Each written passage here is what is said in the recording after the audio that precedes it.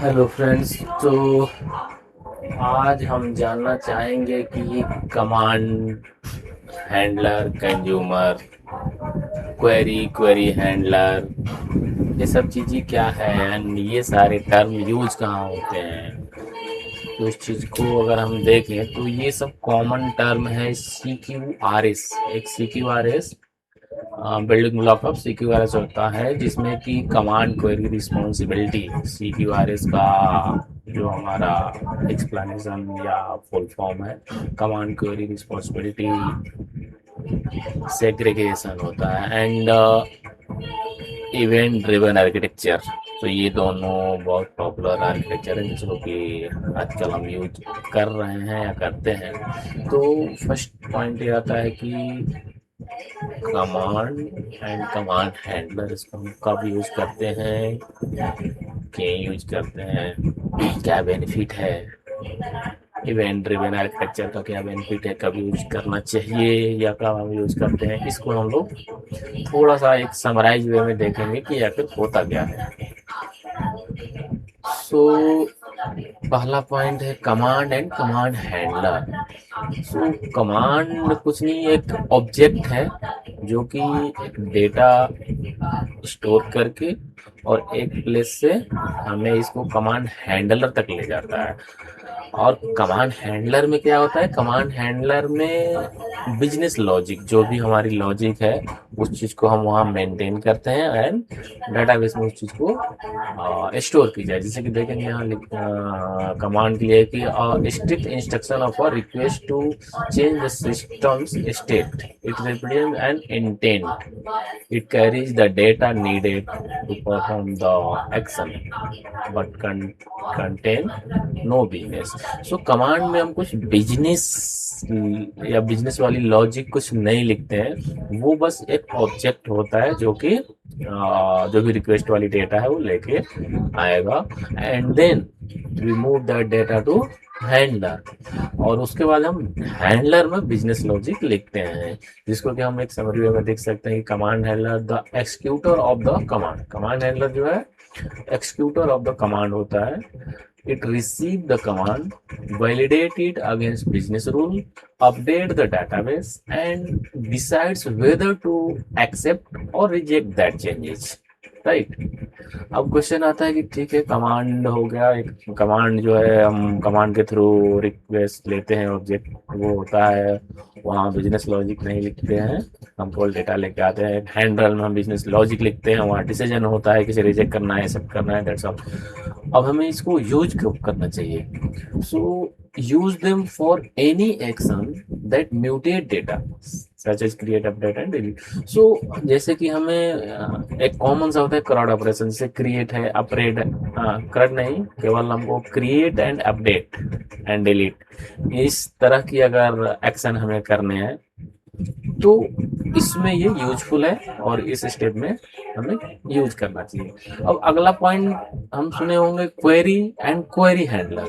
तो क्वेरी क्या होता है, क्वेरी हैंडलर क्या होता है एंड इसको कब यूज करते हैं। अगर इसको हम देखेंगे तो सेम वे में हो गया कि क्वेरी हम एक रिक्वेस्ट लेंगे और इसमें हाँ डिफरेंस है कि कमांड और कमांड हैंडलर में हम क्रिएट, अपडेट, डिलीट टाइप की चीज यूज करते हैं, और क्वेरी एंड क्वेरी हैंडलर में हमें कोई चीज पॉपुलेट करना हो, डाटा फेच करना हो और उसे डिस्प्ले करना हो, तो इस वे में हम क्वेरी या क्वेरी हैंडलर का यूज कर लेते हैं, जो कि फास्ट होता है, फिल्टर ये रीसेट करके और अगेन फिर डेटा सेट करना, इस तरह की चीजें होती हैं। जैसे क्वेरी हैंडलर क्या है, पहले क्वेरी देख लेते हैं।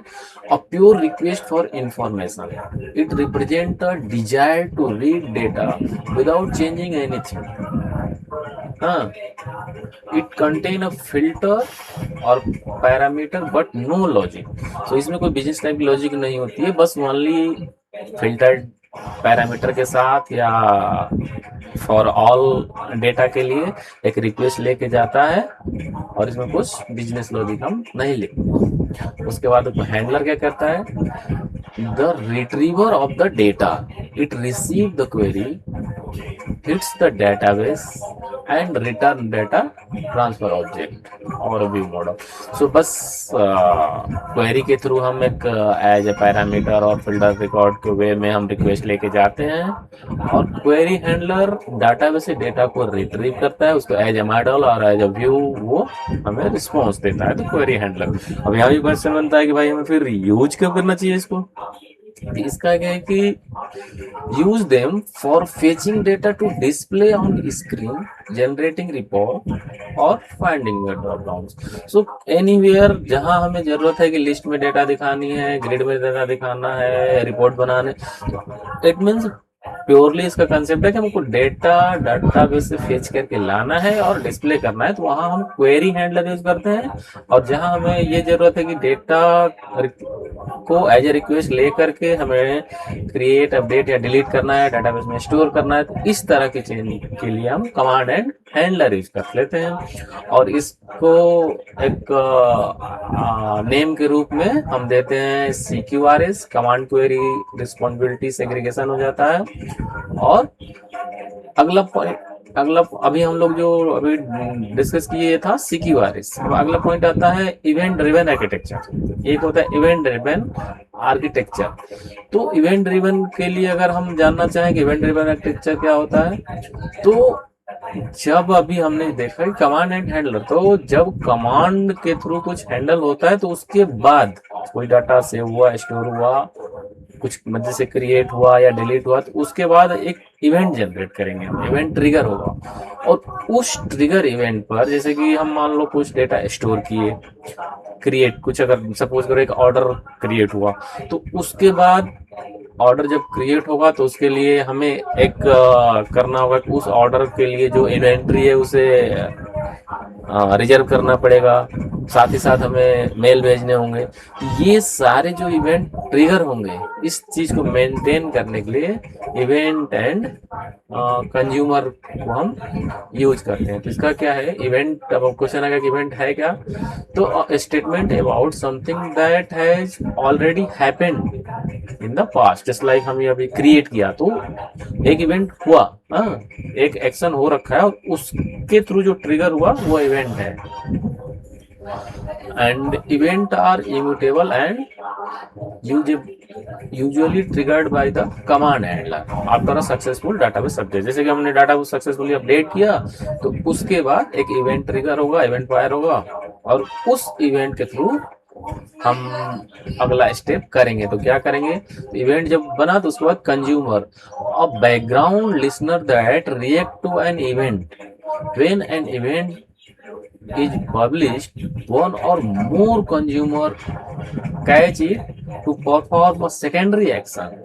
एग्जाम्पल जैसे कि sending a welcome email, updating a search index और नोटिफाइंग अ शिपिंग सर्विस। तो इस तरह के एग्जाम्पल हो गए कि पहले का कमांड हैंडलर के थ्रू कुछ स्टोर हुआ, अपडेट हुआ, डिलीट हुआ, उसके बाद उसके थ्रू जो ट्रिगर इवेंट हुए उस इवेंट को कंज्यूमर के थ्रू हम मेल भेजेंगे या किसी को नोटिफिकेशन देना है, तो या शिपिंग सर्विस है, तो ये कंज्यूमर के थ्रू हैंडल होता है। अब यहाँ फिर अगला क्वेश्चन होता है कि ठीक है कब हमें इसे यूज करना चाहिए, तो use them to decouple your system and handle side effect asynchronously or sync data between different microservices without slowing down the user's initial request।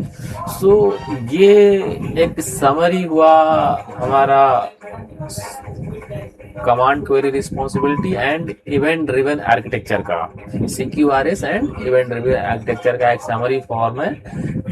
इसको अगर समराइज किया जाए तो CQRS में जो आ गया उसके लिए हम करते हैं command and handler. Command and handler में वही हुआ कि हम कमांड के थ्रू रिक्वेस्ट लेंगे, रिक्वेस्ट एक ऑब्जेक्ट हो, कमांड के थ्रू जो है तो कमांड एक ऑब्जेक्ट हो गया, और उसके बाद उस ऑब्जेक्ट को हम कमांड हैंडलर के में लॉजिक लिखेंगे, बिजनेस लॉजिक, और उस लॉजिक के थ्रू वहां डिसाइड होगा कि इसको हमें एक्सेप्ट कर लेना है या रिजेक्ट करना है। अगर एक्सेप्ट कर लिया तो डाटाबेस में अपडेट करेंगे, क्रिएट करेंगे और डिलीट करेंगे। इस तरह की चीजें यहाँ होंगी। और इस इस चीज को जब एक्शन हुआ कमांड हैंडलर थ्रू तो एक इवेंट वायर हुआ, और इस इवेंट के थ्रू जो उस इवेंट के बाद हम क्या करेंगे कि आ, उसको उस इवेंट को हैंडल करेंगे जिसको कि हम कंज्यूमर बोलते हैं। तो वहां पर हम मेल भेजेंगे, नोटिफिकेशन कहीं भेजना हो भेजेंगे, या शिपिंग सर्विस करेंगे। इस तरह की जितने पार्ट्स हो गए तो उसको हम